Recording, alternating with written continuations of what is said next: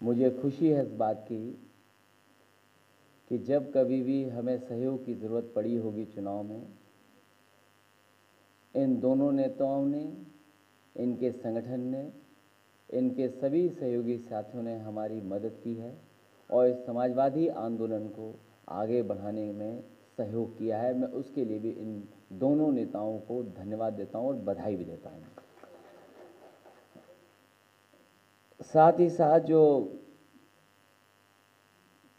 पहले से बता दिया है, आपने भी उन बातों को कहा कि जिस समय उपचुनाव था, जो ऐतिहासिक जीत हासिल हुई है, जो ऐतिहासिक परिणाम आया और लोग सोच नहीं सकते थे, समझ नहीं सकते थे, और हमारे प्रदेश के बाबा मुख्यमंत्री जी भी समझ नहीं पा रहे थे, और वो परिणाम गोरखपुर की लोकसभा ने दे करके दिखा दिया।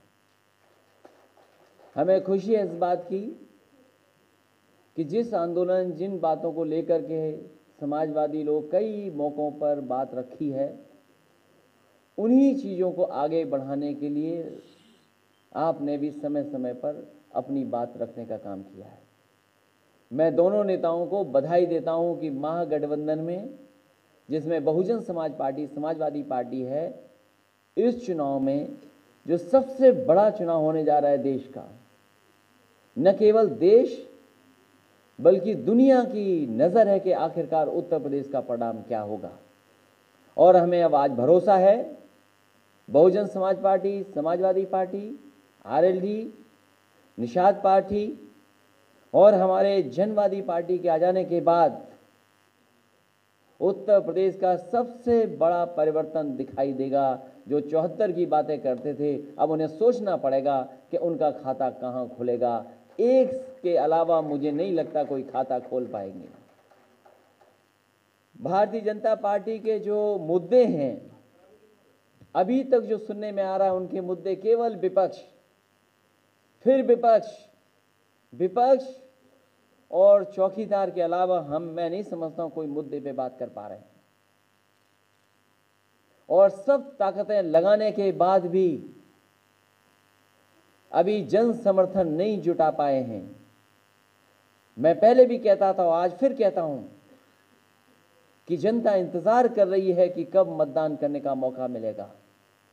इस प्रदेश और देश का किसान, नौजवान, व्यापारी, अल्पसंख्यक, दलित, पिछड़े और भारी संख्या में निराशा जो फैलाई है, वो तमाम लोग इकट्ठे होकर के इस भारतीय जनता पार्टी को सबक सिखाने के लिए तैयार हैं। हमारी समाजवादी पार्टी की टीम अध्ययन कर रही है कि आखिरकार पढ़ाई और रोजगार से वंचित करने के लिए ये जो साजिशें हो रही हैं, उसका अध्ययन कर करके हम आपके सामने भी उन बातों को रखेंगे। आखिरकार ये साजिश क्यों हो रही है और कौन लोग कर रहे हैं। पढ़ाई न हो पाए, रोजगार न मिल पाए, इसका अध्ययन कर करके बहुत जल्दी आपके बीच में भी हम समाजवादी लोग बात रखेंगे। वहीं हमारी टीम इस बात का भी अध्ययन कर रही है कि बहुत बड़े पैमाने पे गरीबों की योजनाएं चल रही हैं, समय समय पे योजनाएं बनती हैं, बदलती हैं, लेकिन अभी भी गरीब खुशहाल नहीं हो पाया है। और उत्तर प्रदेश की समाजवादी सरकार ने कभी कभी उदाहरण पेश किए जब सत्ता में आए। इस बात की भी अध्ययन कर रहे हैं कि आने गरीब कैसे खुशहाल हो और अपना सम्मान का जीवन जी सके। उस अध्ययन के बाद, उस रिपोर्ट के बाद हम समाजवादी लोग भी अपने चुनावी जो वादे होंगे उसमें शामिल करने का काम करेंगे।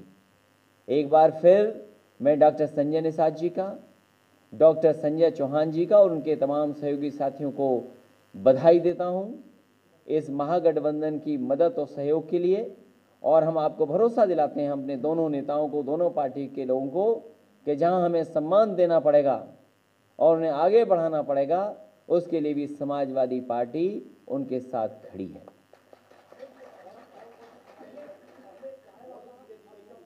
आप उसकी फिक्र न करें, ये हम लोग बहुत जल्दी तय कर लेंगे। जैसे चरण के चुनाव आएंगे वैसे वैसे सूची आपको मिलती रहेगी। वो बीजेपी तय कर ले। जैसे मैंने आपसे कहा था कि 2 शपथ लेकर के 2.5 लोग इस देश को चला रहे हैं, तो आधा आप तय कर लो कौन है।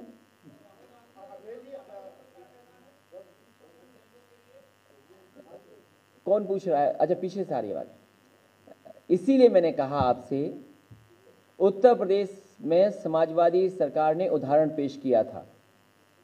याद कीजिए वो समय जब बुंदेलखंड में बड़े पैमाने पे सूखा थी, उस समय पहली बार इस तरह का समाजवादी पैकेट बांटा गया, जिसमें दाल थी, आटा था, आलू का इंतजाम किया गया था, घी का इंतजाम किया गया था, और साथ ही साथ चावल का भी इंतजाम कर दिया गया था, दूध का 1 किलो का मिल्क पाउडर का भी इंतजाम कर दिया गया था, और कड़वा तेल का भी इंतजाम कर दिया गया था।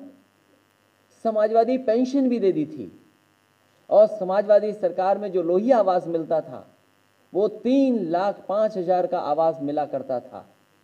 तो अगर इन सब चीजों को शामिल कर लें, इसीलिए मैंने कहा कि समाजवादी पार्टी ने उदाहरण पेश किया है गरीबों की मदद करने का, और देश में इकलौती योजना चलाई थी समाजवादी लोगों ने, समाजवादी पेंशन, जिसमें 500 रुपया प्रति महीना महिला सदस्य को मिलती थी उस परिवार की।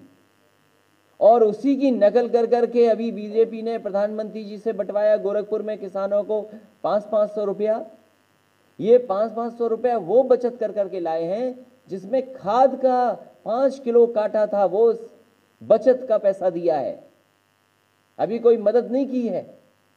इसलिए चुनाव से पहले कभी किसी ने 15 लाख कहा था, वो 15 लाख नहीं मिले। अब जो बात आई है सामने, इसीलिए मैंने कहा कि समाजवादियों का उदाहरण था। 3,05,000 का गरीबों का घर कौन देता था जिसमें सोलर पैनल होता था? कम से कम गरीब टीवी भी देख ले, मोबाइल भी चार्ज कर ले। इसीलिए मैंने कहा कि समाजवादी पार्टी अध्ययन कर करके ऐसा गरीब के लिए समाजवादी पैकेज लाएगा जिससे कि गरीब खुशहाल हो और सम्मान का जीवन जी सके। और समाजवादियों के बारे में ये मानना है कि कथनी और करनी में भेद नहीं है। हमारे पास एग्जाम्पल है, समाजवादी पेंशन का एग्जाम्पल है, और उसमें यह भी तय किया गया था, क्योंकि हमारे बगल में डॉक्टर संजय निषाद, डॉक्टर संजय चौहान बैठे हैं, बहुजन समाज पार्टी से हमारा समझौता है, बड़ा गठबंधन है। जो समाजवादी पेंशन योजना शुरू की गई थी उसमें गरीबों को आबादी के हिसाब से योजना मिल रही थी, जिसमें अल्पसंख्यक को 20% पेंशन देने का काम भी चल रहे थे। तो अगर कोई योजना चले तो वो योजना ऐसी हो, सभी को मिले, तभी तो होगा कि सबका साथ सबका विकास। पता लगा कुछ को मिल गया, कुछ को छूट गया।